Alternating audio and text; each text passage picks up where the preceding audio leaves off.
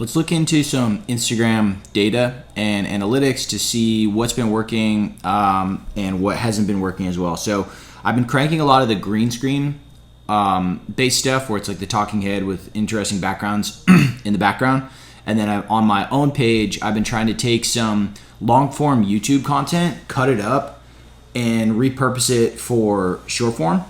Honestly, that second one, as you're probably going to see in this data, is reflecting it. It's just like it doesn't hit, but like part of me wants to hold on to that so bad, because it would be amazing if I could do a long form video like this, then be able to just cut it up and have it repurposed on short form where it to be able to actually work. But why it's more difficult is because most of my kind of long form like this is more just whatever kind of coming off my head, where the short form stuff is a lot more scripted.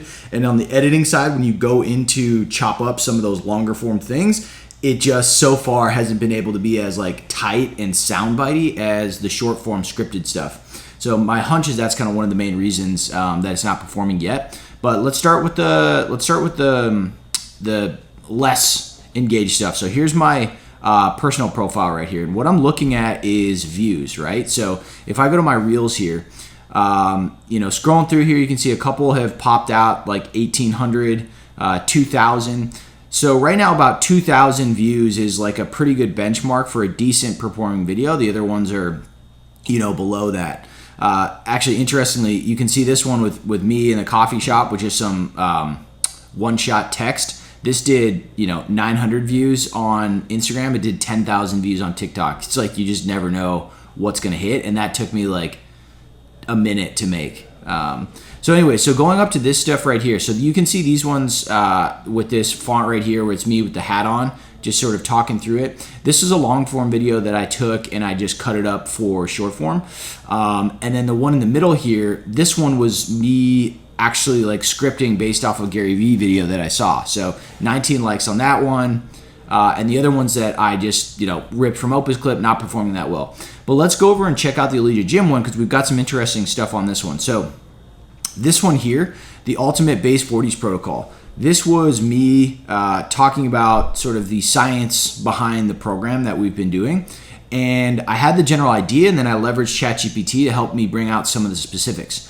So diving into this right here, we've got 85 likes, decent. We've got 31 saves though, and 14 shares. So I look at these like saves and shares as like, okay, people are saving this because they want to reference it back in the future, and they've gotten some value out of it that they want to come back and hit. And then you can also see up here is that this format is helping me on the non-follower side. So from an exposure standpoint, though it doesn't look like, okay, so this, we got 2 follows off of this, which isn't huge, but from some of the other posts that I've had, it's actually more than usual.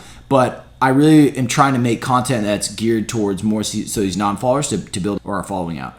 So this one I'm pretty excited about. So we've got Tim on this one, and we did this as a collaboration post. So it's both Allegiate's and it's Tim's. And so inherently there, we've got a better chance at getting some more reach and views because we've got those 2 accounts, and Tim's got a pretty good presence on his.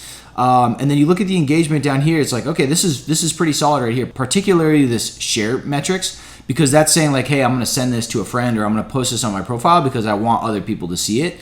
And that's like a pretty sticky metric as of like right now, that I was listening to the Instagram CEO talking about like, what are they optimizing for? What do they, what should you be paying attention for? And if you're seeing a higher amount of shares to other people, the algorithm is probably going to favor that, saying like, hey, this is shareable content.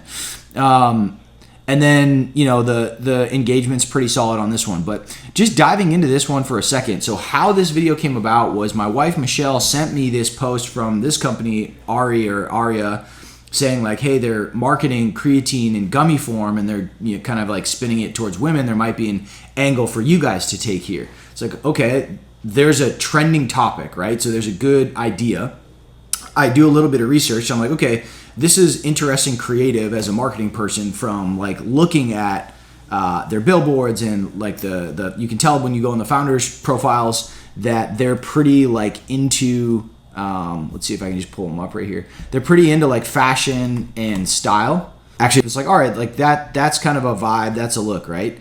And so you could tell that that's like ingrained in their brand. They've got a good sort of aesthetic look and feel here. And so I enjoyed it as a marketer, but then it's like, the truth of the matter is like you don't have to market. They're taking a marketing stance of like creatine for women versus creatine for men, and sort of positioning it as like not your boyfriend's creatine, which if I'm in that marketing meeting, I can kind of see like, all right, that could be a really cool hook. Like, hey, the bros have been gatekeeping this stuff for a long time. But the reality of that is that's complete BS. And that creatine is creatine. And we took the angle now. It's like, okay, one angle is we could go out and we could just kind of like guns blazing go at them and say you guys are idiots or whatever. But the smarter angle is looking at it like, hey, we've got a big contingent of female members that are probably seeing this stuff, or their TikTok feed is getting fed on this stuff because this creatine for women is a pretty hot topic, right? Now, we can add our voice in there as a trusted resource. We tap into a trending topic. Our members get value out of it because they know, like, and trust us. And so it's sort of win-win from that framework. And so I'm hoping we can crack 10K on this reel here. So it's almost just under 24 hours that we've posted this one. And we're sitting at 76. If you kind of scroll through a bunch of these other ones, you can see, all right, we're starting to get, 4s, 5,000s here. We almost hit 10K on this one right here.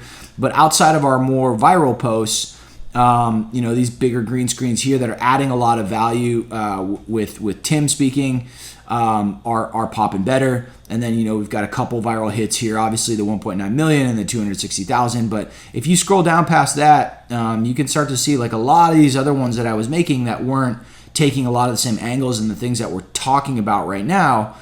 Even these really cool ideas right here with this arm farm content just didn't really pop, right? Didn't really hit. And I've been just deep in Gary Vee and listening to him. Amazing content. Like I've not been spending enough time with him. And just, thinking about volume, thinking about using organic media as the testing grounds and the proving grounds. And once you find something that hits, you can use that as actual paid creative. And kind of running ads on that because the algorithm is doing the vetting for you. Some pretty smart thinking there. I'm working on the 8-year anniversary t-shirt for Allegiate. So this is one project I've always designed myself, and it's like my one chance to kind of really lock in on the merch. I talk a lot about delegating other things, but this is just one thing I enjoy doing.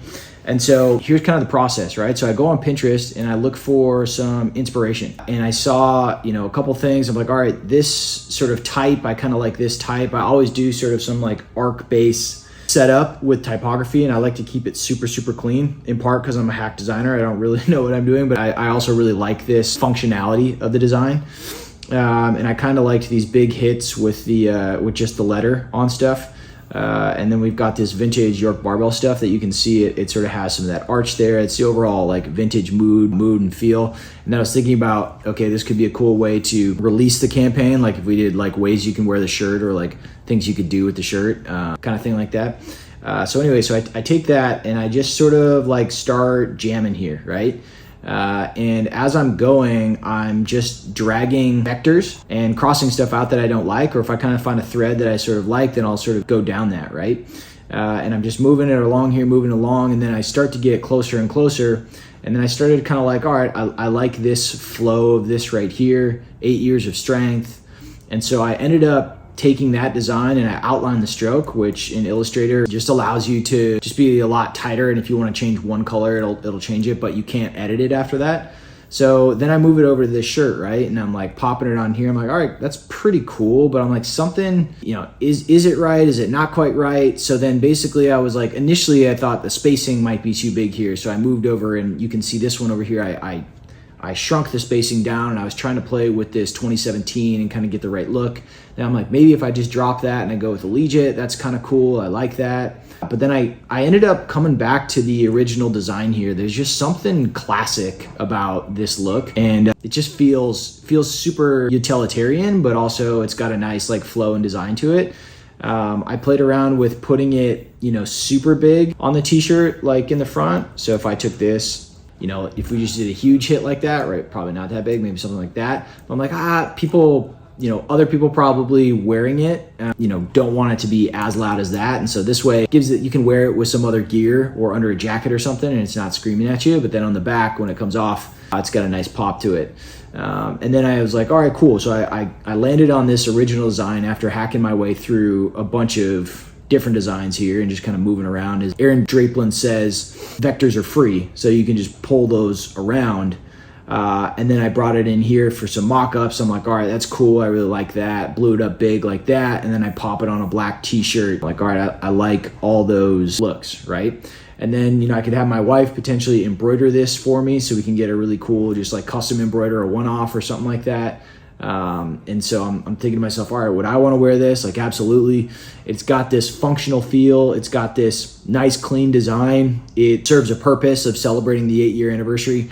I usually put a star for each year that we made it. So the 7-year anniversary had 7 stars, 6 had 6, and so forth. But it didn't quite fit on this design, and I just wanted to go for something that I thought was dope. So I'm pretty happy with how this one came out. I'll probably sleep on it before I send it to get the actual ordering, because it's just always good to do that, because you might come back and see something that you want to change just with a fresh set of eyes. But that's basically my design process and how I pull this stuff off.